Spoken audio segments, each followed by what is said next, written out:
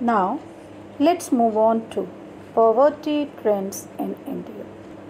There is decline in poverty ratio in India from about 45% in 1993-94 to 37.2 in 2004-5. The proportion of people below poverty line further came down to about 22% in 2011-12. If the trend continues, people below poverty line may come down to less than 20% in the next few years.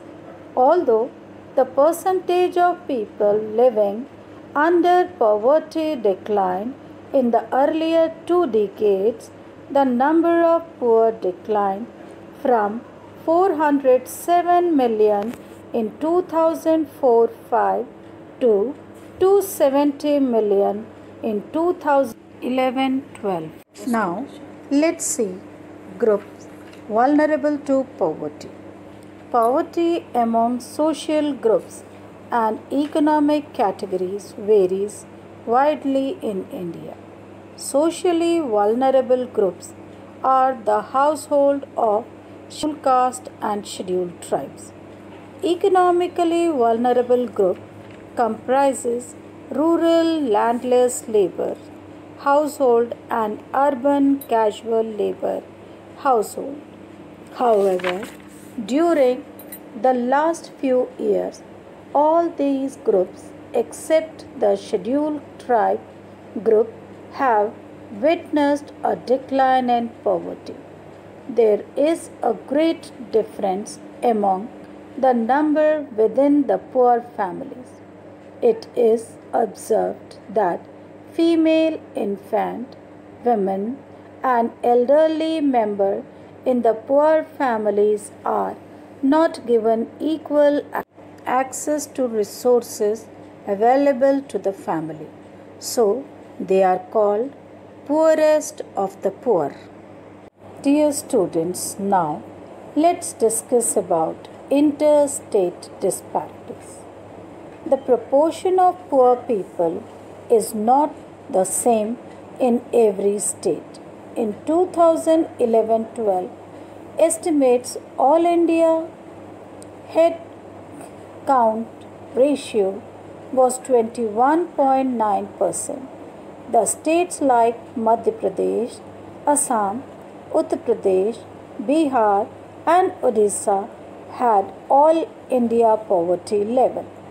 Bihar and Odisha continue to be the two poorest states with poverty ratio of 33.7% and 37.6% respectively. Rural urban poverty is also high in Odisha, Madhya Pradesh, Bihar, and Uttar Pradesh.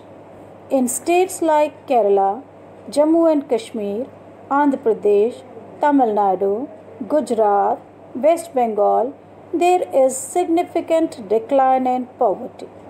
The states successfully in reducing poverty have adopted different methods for doing so. Some examples are Punjab and Haryana had high agricultural growth rates due to the effect of Green Revolution. Kerala has developed its human resources by investing more in education. West Bengal has reduced poverty by implementing land reforms.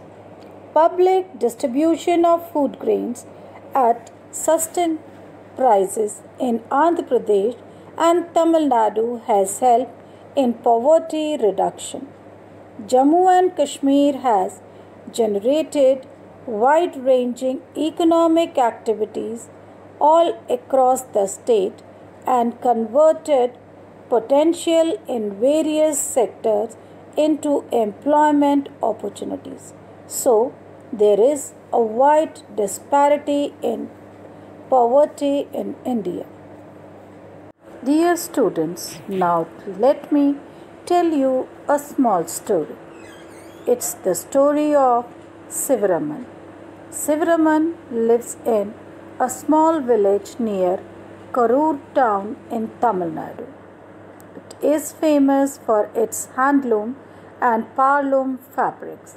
There are 100 families in the village. Sivaraman, and cobbler by caste, now works as an agricultural laborer for rupees 50 per day. But that's only for 5 to 6 months in a year. At the other time, he does odd jobs in the town.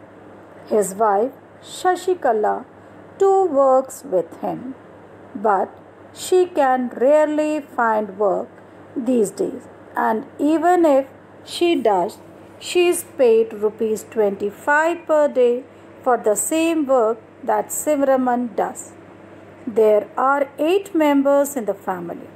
Sivaraman's mother, 65-year-old widow, is ill and needs to be helped with her daily chores. He has a 25 years old unmarried sister and 4 children aged between 1 year to 16 years. 3 of them are girls and youngest is a son. None of the girls go to school. Buying books and other things for school-going girls is a luxury he cannot afford. Also, he has to get them married at some point of time, so he does not want to spend on their education. His mother has lost interest in life and is just waiting to die someday. His sister and elder daughter take care of the household.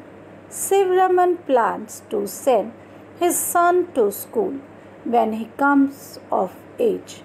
His unmarried sister does not get along with his wife. Shashikala finds her a burden, but Sivaraman cannot find a suitable groom due to lack of money. Although the family has difficulty in arranging 2 meals a day, Sivaraman manages to buy milk once in a while, but only for his son. So you can see the difference made in the family between girls and boys.